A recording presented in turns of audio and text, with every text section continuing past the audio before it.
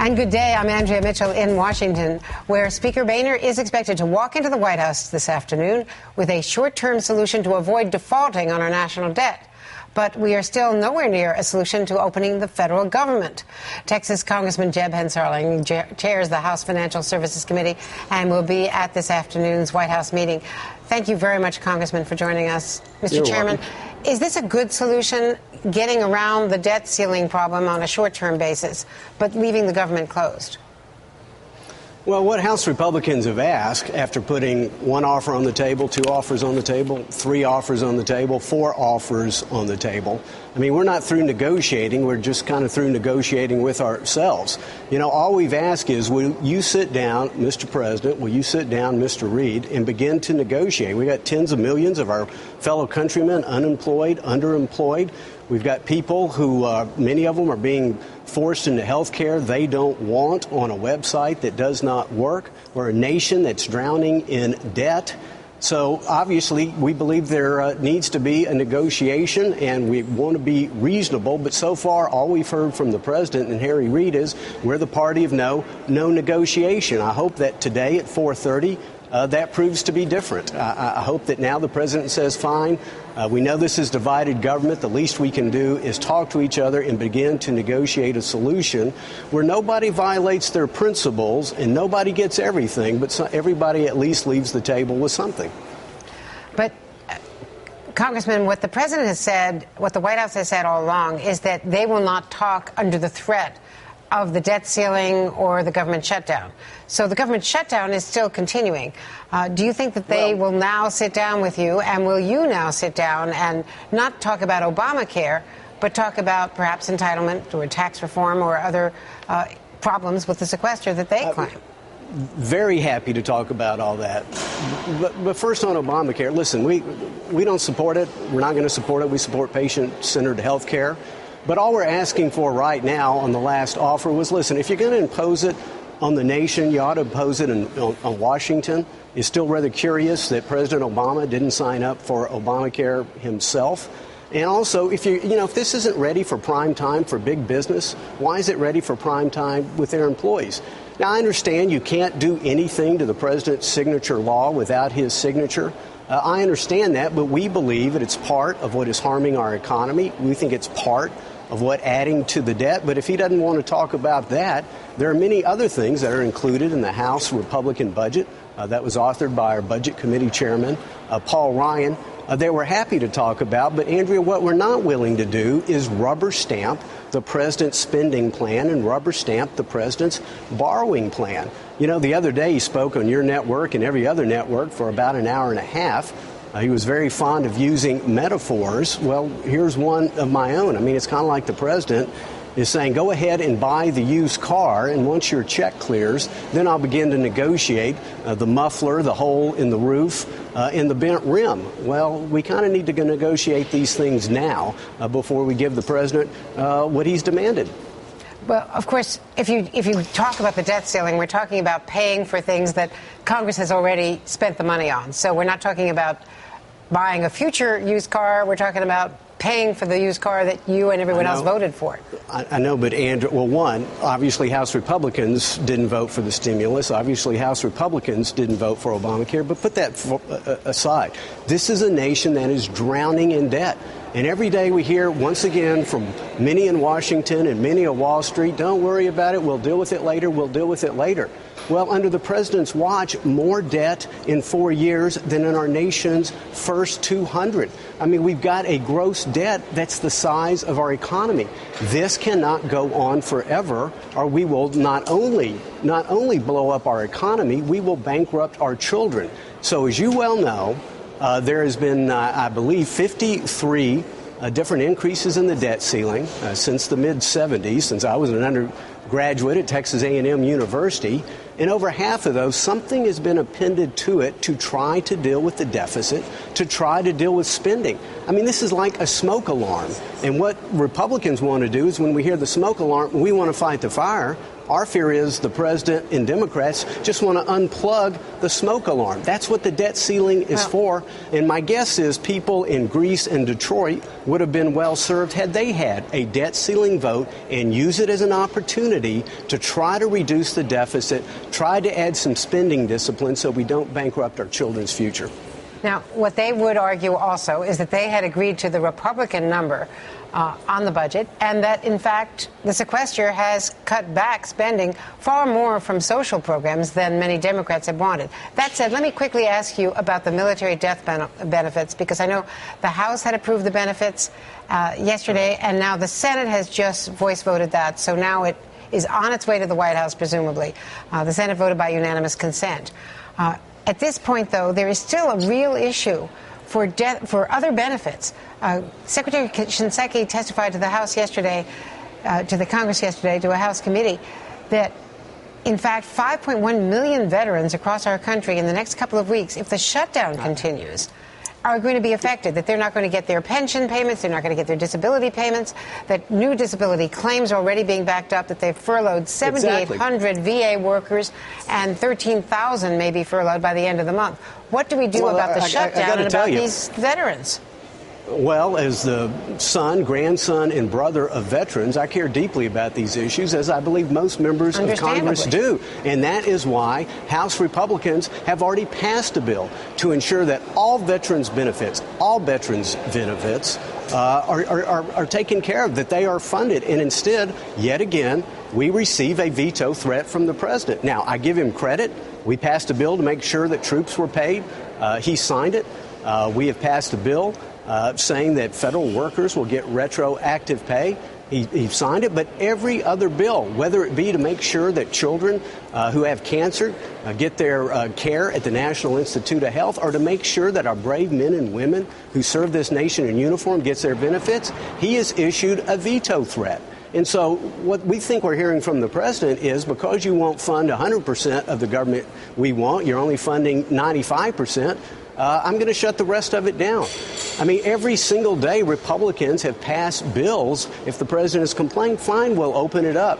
But again, Andrea, we can't negotiate with somebody who refuses to negotiate. But we want to make sure the veterans are not used as pawns. But so far, it's clear that the president or the president's people have a completely different idea. They could take this up, sign this bill, this would be done. And what we know on the death benefit, this doesn't take days, weeks, or months. This can be done in a matter of hours if the president and Harry Reid will decide to no longer use veterans as pawns in this disagreement. And, Congressman, one quick question, though. Why is the House gym still open? Why is that essential? You got me there. I've never been in it in my entire life. So I guess you're not a member. It's not essential to me. Well, I hope you're getting your exercise. I'm not your doctor, but I hope you're getting your exercise in another way. But thank you very much for that. Thank you. Thank you, Congressman. And before the president meets with the House Republicans later this afternoon, he's going to meet with Senate Democrats, among them New Hampshire Senator Jeanne Shaheen. Senator, thank you very much for joining us today. What is your response, if you can, to what the congressman just said about his view of the White House blocking a solution to this problem? I was disappointed to hear what the congressman had to say. I think it's disappointing to hear members of Congress who are willing to pit one American against another. The fact is, this government shutdown is hurting so many people who don't deserve to be hurt, whether it's veterans, whether it's kids in Head Start, whether it's seniors who are getting Meals on Wheels. The answer to this is to get this government up and running, for us to work together to do that, to stop the name calling, stop the accusations, and get on with the business of governing. Should the president sign this military death benefit piecemeal bill to take care of this particular problem? The Senate has now voice voted it, and it was unanimous consent. I assume you're part of that. Should the president go along with this? Listen, I think we have a responsibility to those men and women who serve in the military and to their families. If they're if they have been lost in combat, if they've put their lives on the line for the country, it's important for us to make sure that their families are taken care of. But that's not the underlying issue here. The underlying issue is that we need to get everybody who is involved in government, who needs the programs and services that are provided, who are working for the government, they need to get back to work. We need to get this country moving again. And that's what opening up the government, that's what making sure that we pay our bills through the debts by raising the debt ceiling would do. The fact is, since President Obama took office, we've reduced the deficit in this country by over 50%.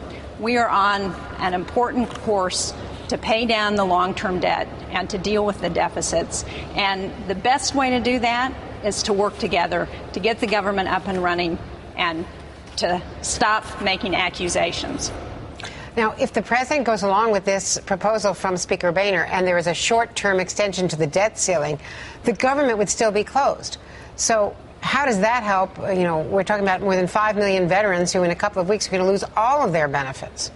I don't think that's the answer. I think the answer is to reopen the government. There's a Senate-passed bill in the House that appears to have the majority needed to pass it. The Speaker should take that up, get it passed, reopen the government, make sure that the country pays its bills.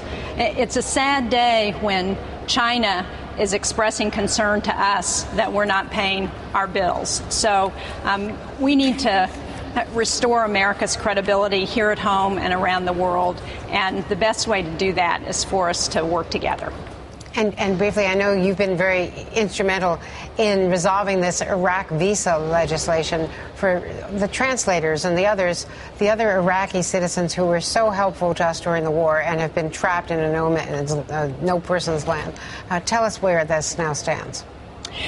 Well, in this difficult time when government was shut down, one of the things that we did agree on is that we should make sure that those Iraqis who have helped our men and women who were serving there, put their lives on the line, should be able to come to this country and get a visa to do that. And so I'm pleased we passed a short-term extension for 3 months. Hopefully we'll follow that when we take up the defense bill later this year. But it's very important to make sure that we keep our promises to those Iraqis who put their lives on the line to help us. Senator, thank you very much. Thanks for being with us. And House Democrats met with the president last night. According to reports, he got an earful from D.C.'s non-voting representative Eleanor Holmes Norton about the administration's opposition to exempt the city of Washington from this federal shutdown. Joining me now is South Carolina Congressman Jim Clyburn, the House Assistant Democratic Leader. Congressman, thank you very much for being with us. Tell us about this. Thank you so much for having me. Well, it's great to see you, but apparently this was not such a warm and cozy meeting between the Congresswoman Eleanor Holmes Norton, the veteran Congresswoman, and the President of the United States when it came to the district reopening. Well, right now the district is using its own emergency funds to keep open. Yes, I know. I think that all of us are aware that the District of Columbia is in a very unique and I think disadvantageous situation. They collect taxes, they have their own budget, and yet they have to come to the federal government to seek permission to spend their own money. That's something that I don't like. The president expressly said that he does not like that, and he said that he will be working very hard to get rid of that forever. But that has been impossible for a lot of reasons, including, as you know, Republican opposition to D.C. having a voting representative. That said, why not a separate bill for the District of Columbia? This city has a surplus, not asking for a handout. It has plenty of money in the bank, but if this thing isn't resolved, the emergency money will run out that D.C. is spending from its own rainy day fund, and the city is going to shut down. Well, that's correct. But just remember that the D.C. budget is taken care of in that budget that we passed in the House. Of course, the Senate did a different proposal, but the House, the Speaker, has not appointed conferees, and therefore we can't get the conference on those two measures. this piecemeal approach the president is against. I'm against it. I'm a big supporter of D.C., a big supporter of this mayor. But the fact of the matter is, Congress should not be picking winners and losers. And there are a lot of losers when we do this piecemeal approach to governance. So we want to go to regular order and stop this piecemeal approach, because what we're doing, even with what we're hearing today, is deciding we'll do the debt ceiling, but we won't open government back up. That's picking investors on Wall Street over people who are working every day, running businesses on Main Street, and they are suffering because of this shutdown. So we ought not be picking Wall Street over Main Street. Everybody ought to be treated fairly, and this is an unfair proposal. Are you going to recommend that the White House opposes it? Because it seems from the White House briefing so far that the president might go for this. Well, I'm not against the debt ceiling. I'm all for this proposal. What I'm saying is, it shows favoritism. It's unfair for us not to put people back to work, not to do this continuing resolution. That would solve the problem that we have with the District of Columbia. So if the Republicans are really wanting to help the District of Columbia, then let's do the continuing resolution. Let's open government back up, and they will be helping the District of Columbia and helping Columbia, South Carolina as well, my hometown. And there are a lot of South Carolinians who are in the military, and veterans are about to lose all of their benefits by the end of this month, according to Secretary Shinseki, on top of, as we know, the outrageous denial of death benefits to the families of the fallen. What is your position on this right now, when we're told that a private charity, the Fisher House Foundation, is going to be bailing out the Pentagon and paying these benefits for the duration of the shutdown? Well, I understand that the Senate, you see this proposal which would take care of that. I'm a big supporter of Fisher House. I have been helping to raise money for Fisher House for a long time, and it is something to step into a gap, which is what they did. But remember, this was on condition that they will be repaid once the government is back up and running. So I support that. We'll have other situations like that. But just remember, this proposal that my colleagues keep talking about for veterans is $6.2 billion short of the budget that we passed that took care of 421 to 4 to take care of veterans in every category. But for us to pass a bill that's $6.2 billion short of what the veterans need for their full benefits, I think is a little bit unfair to the veterans. And this way, we are selecting some veterans over other veterans. We ought to treat all veterans with wholeness, and that's what we're trying to do. Congressman, thanks very much. I know you got to go to a vote. Appreciate it. Well, thank you very much for having me.